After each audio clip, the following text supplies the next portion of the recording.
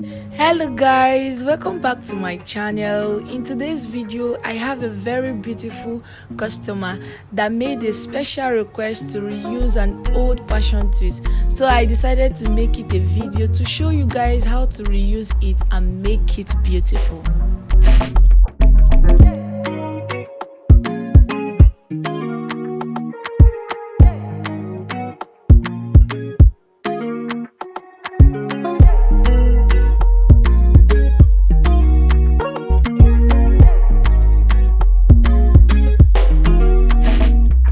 I'm going to be using the crochet pin to crochet her hair, then pass the passion twist in between her hair, and remember guys, left twist to make it bounce.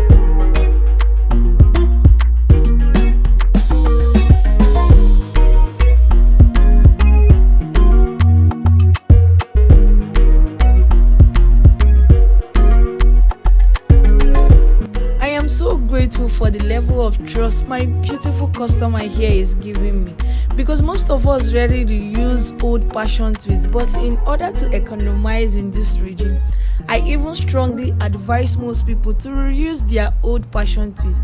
And as you will see, by the end of this video the hair will come out looking very beautiful.